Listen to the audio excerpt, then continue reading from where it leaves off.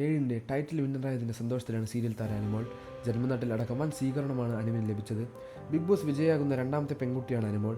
PR പിന്തുണയാണ് അനു കപ്പടിക്കാൻ പ്രധാന കാരണമെന്ന ആരോപണം നിലനിൽക്കുന്നുകൊണ്ട് ഒപ്പം മത്സരിച്ചവരിൽ ഭൂരിഭാഗം പേർക്കും അനു വിജയിച്ചതിൽ അസംതൃപ്തിയുണ്ട്. Bigg Boss Malayalam season finale വേദിയിൽ തന്നെ അത് മിക്കവരും പ്രകടമായിക്കൊണ്ട് ചെയ്തിരുന്നു. അനീഷാണ് ജനമനസ്സിൽ കപ്പ് ഉയർത്തിയതെന്നാണ് ഫിനാലയ്ക്ക് ശേഷം ഏറ്റവും കൂടുതൽ ബിഗ് പ്രേക്ഷകരിൽ നിന്ന് വന്ന പ്രതികരണം. എന്നാൽ താൻ കഷ്ടപ്പെട്ട് കളിച്ചു നേടിയ കപ്പാണെന്നും ഒരു PR പിന്തുണയും അതിന് തന്നെ സഹായിച്ചിട്ടില്ലെന്നുള്ള നിലപാട് ഉറച്ചു നിൽക്കുകയാണ് അനുമോൾ. ഒന്നാം സ്ഥാനം തലനാഴിക്ക് നഷ്ടപ്പെട്ട അനീഷിന് ഗംഭീര വരവേൽപ്പാണ് ജന്മനാട് പ്രിയപ്പെട്ടവർ ചേർന്ന് നൽകിയത്. കപ്പ് കിട്ടാത്തതിൽ വിഷമമുണ്ടെന്നും എന്നിരുന്നാലും അനീഷ് ജനമനസ്സിൽ ഇതിനോടകം വിജയായി കഴിഞ്ഞുവെന്നുമാണ് ഗ്രാൻഡ് ഫിനാലയ്ക്ക് ശേഷം നാട്ടുകാർ പ്രതികരിച്ചത്. ഇപ്പോഴത്തെ തൻ്റെ സഹമത്സരാർത്ഥികളെക്കുറിച്ച് അനുമോൾ പുതിയ അഭിമുഖത്തിൽ പറഞ്ഞ വാക്കുകളാണ് ജനശ്രദ്ധ നേടുന്നത്.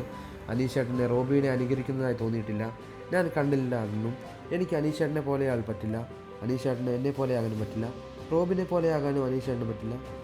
അനുകരിക്കുന്നുവെന്ന് നിങ്ങളാണ് വിചാരിക്കുന്നത്. പ്രേക്ഷകർക്ക് പലതും പറയാൻ മൈൻഡ് ചെയ്യേണ്ട. പ്രേക്ഷകർക്ക് പലതും പറയും.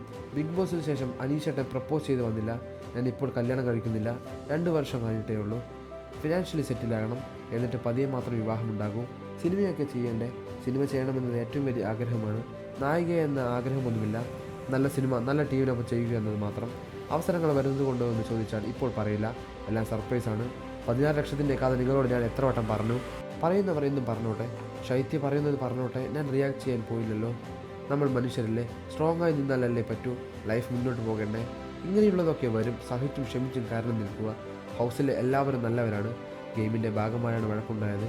സൗഹൃദം ആരുമായിട്ടാണെന്ന് ചോദിച്ചാൽ ലക്ഷ്മി, മസ്താനി, പ്രവീൺ, ഒനിൽ, അഭിലാഷ്, ആദില, നൂറ എല്ലാം നല്ല സുഹൃത്തുക്കൾ തന്നെയാണ്.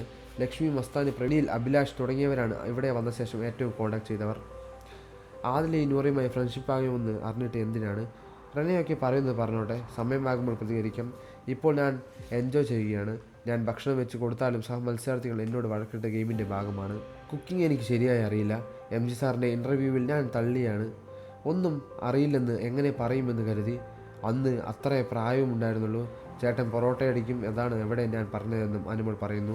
ശൈത്യ അനുവിനെ വിളിച്ചോ എന്ന് ചോദിച്ചപ്പോൾ വേറെ എന്തെങ്കിലും ചോദിക്കാനുണ്ടോ എന്നാണ് അനു ചോദിച്ചത്. കൂടുതൽ വാർത്തകളും വിശേഷങ്ങൾ അറിയാൻ ഈ വീഡിയോ ലൈക്ക് ചെയ്ത് സബ്സ്ക്രൈബ് ചെയ്ത് സപ്പോർട്ട് ചെയ്യുക.